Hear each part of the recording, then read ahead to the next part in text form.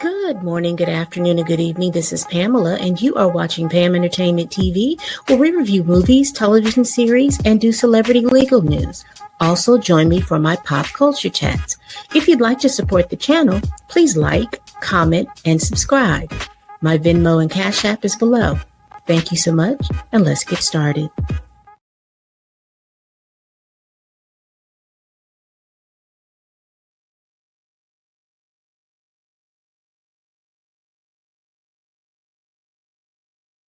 Now I'm starting to realize it's one thing, that you go to a job and they're feeling like, oh, you may have taken you've taken my spot. See, if you weren't here, if you was back in the fields working, you couldn't take my slot.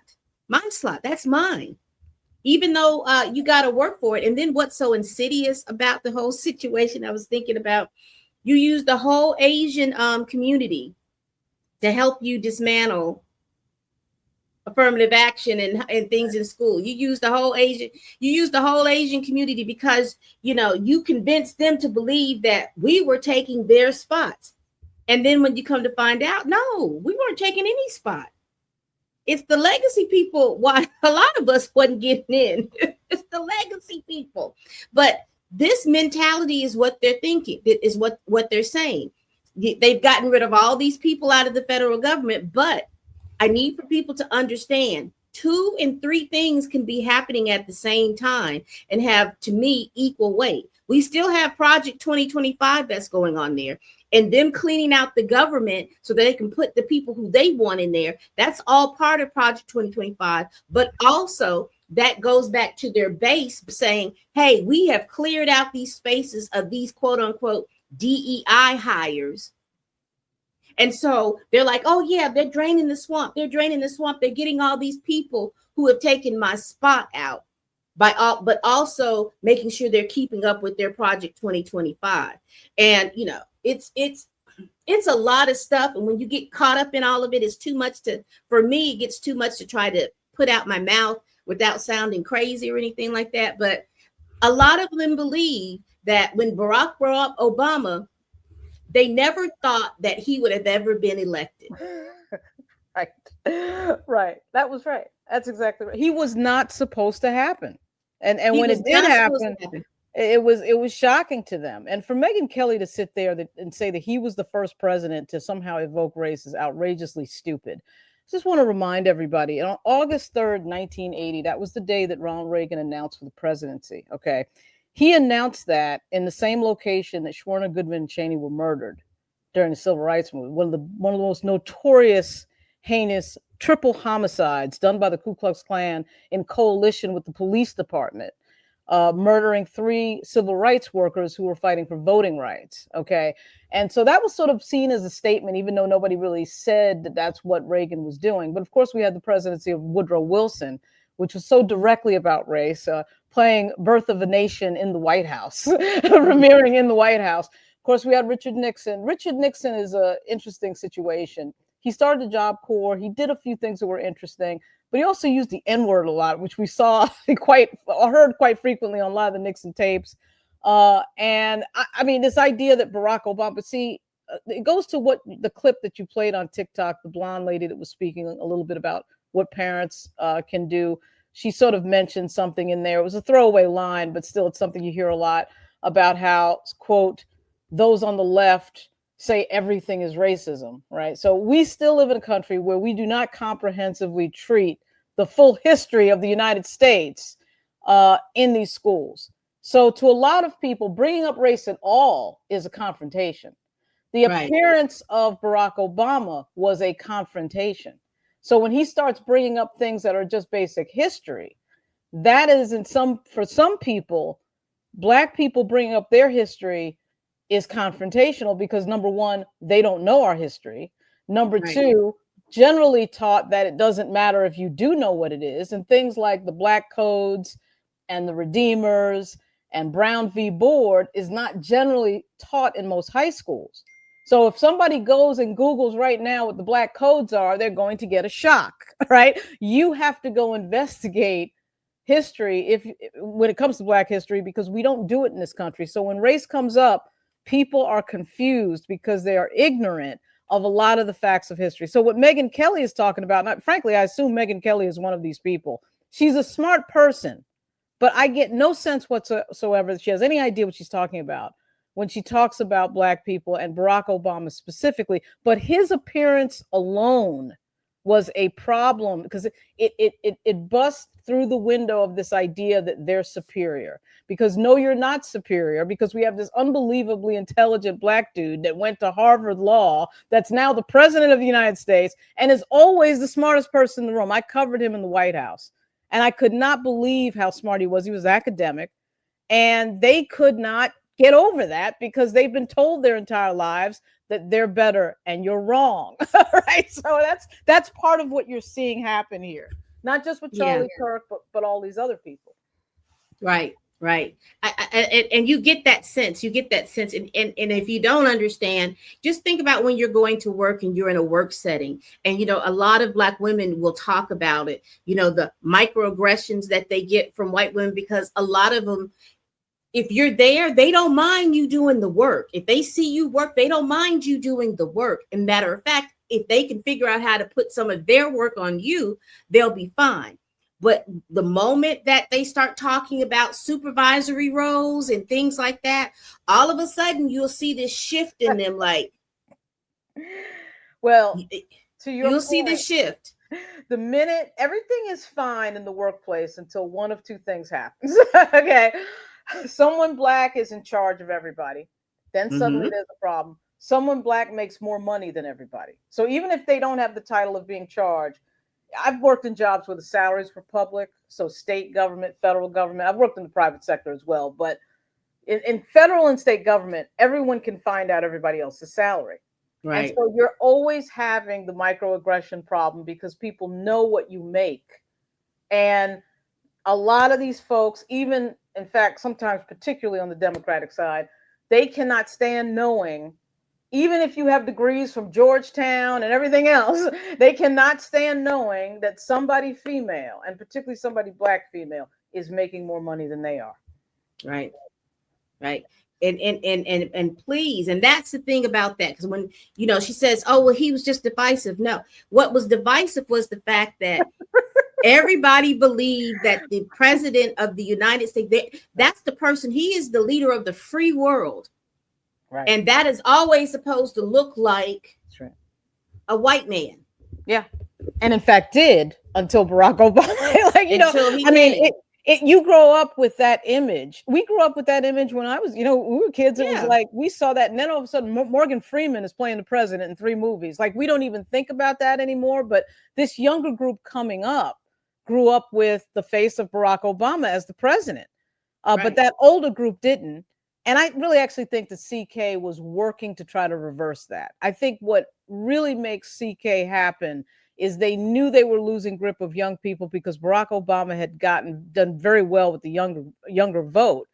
And then it was like, okay, how do we reverse the engineering on that whole thing? We got to go back and tell these kids that if you see somebody Black walk in the door, it's because of affirmative action. They didn't work for it. You work for it. They didn't. They've got your slot and they shouldn't have your slot. That whole thing. Right. That whole thing. Right. It's amazing. It's crazy. It is.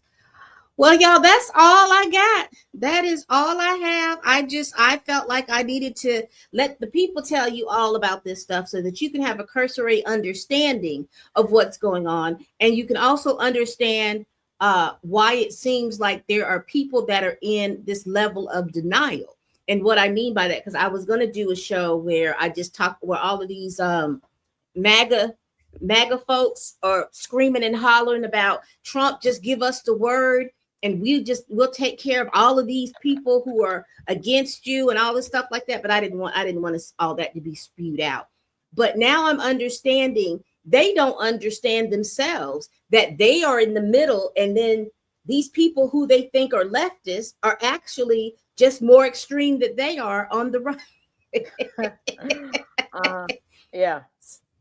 They're just a little bit more extreme. And I think that we have to, us as Gen Xers and those of us that are older, we've got to really kind of understand and get in line about what's going on and stop thinking that it's black and white and understand that we are living in various shades of gray, uh, various shades of, well, I'm just gonna say red and blue.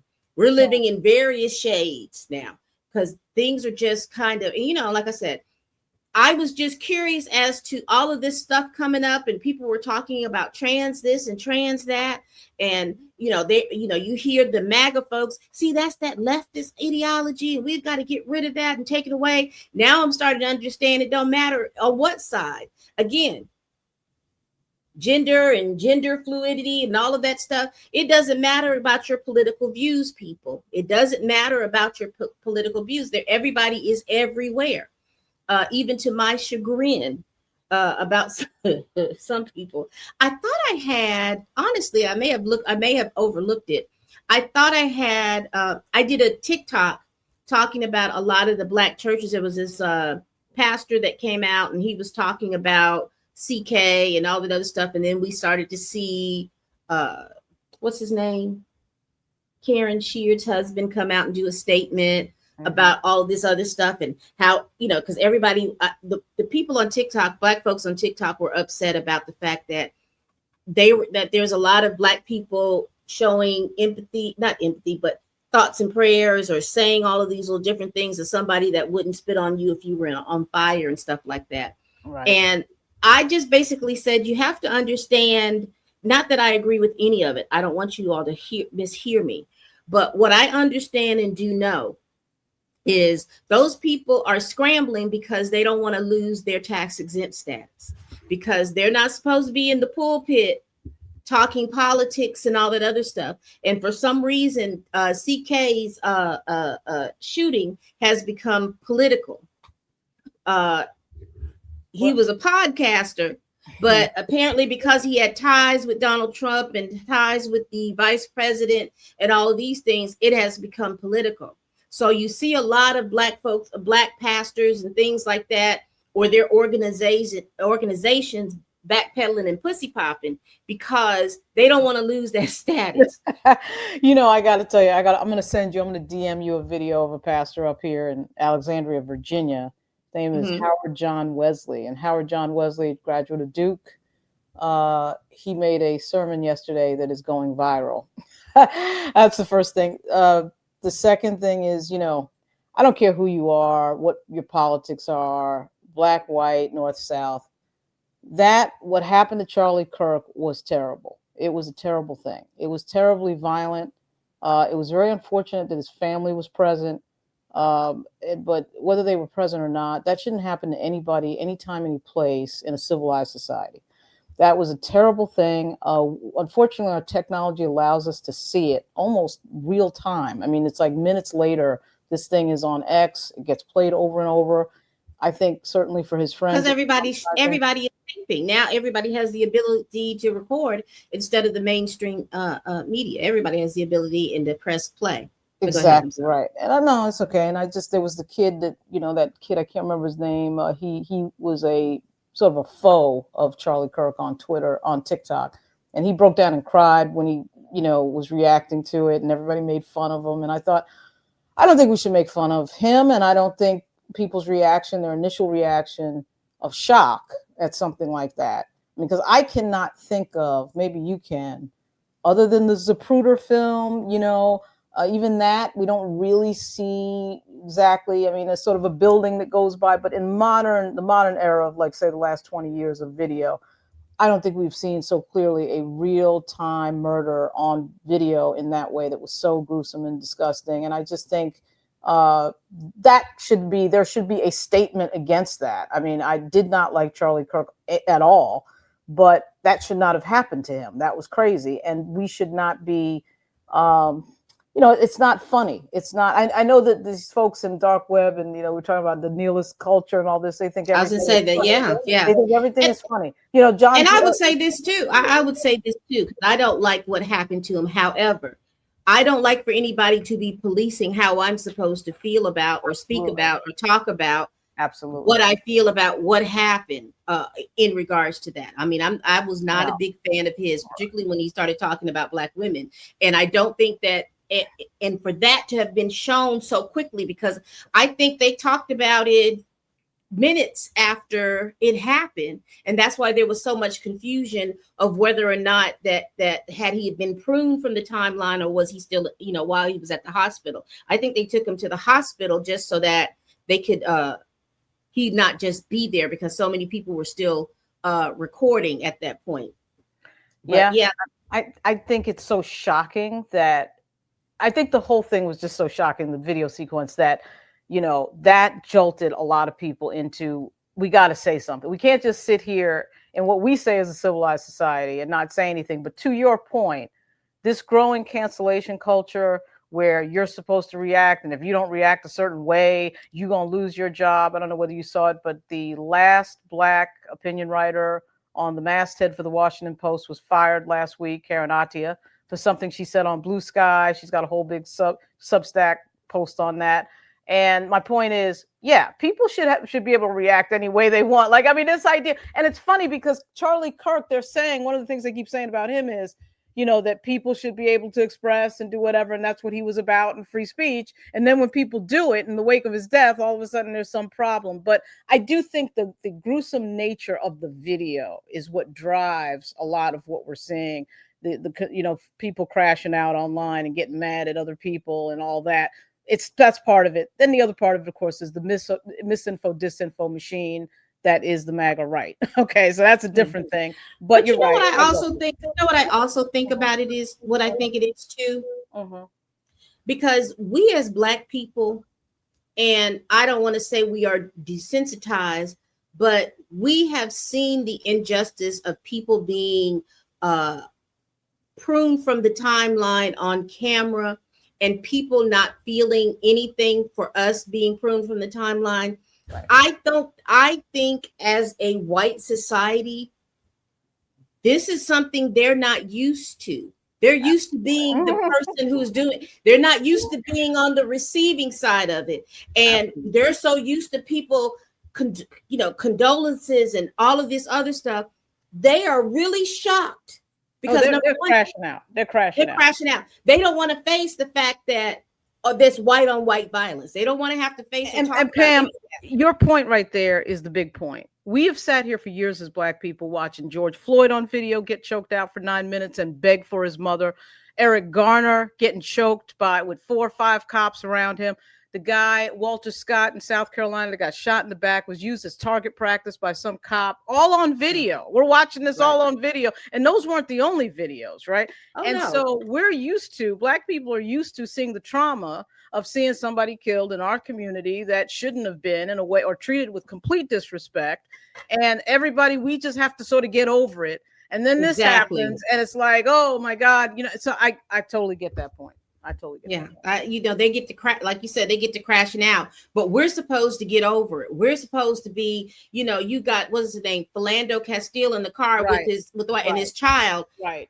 But that child is supposed to get over it. Everybody's supposed to get over it. I don't think that they've ever had to confront. Number one, they're not confronting the white on white violence. And number two, they're not able to confront the fact that this is how we feel when we see this happen to us. That's right. And and again, CK said don't have any empathy. He didn't like empathy. And they're really crashing out because the people who they think are supposed to be, oh, we're so sorry, we're so this, everybody get together. Everybody's like, okay, well, And some people are responding with laughter. Some people are responding with indifference. Some people are responding whatever on the spectrum that people are responding to. Right. They are upset. They are upset. They're completely crashing out, completely upset to the point where they're wanting to start. They want a civil war to go on because they're crashing out so bad. But anyway. I hear it. Yeah.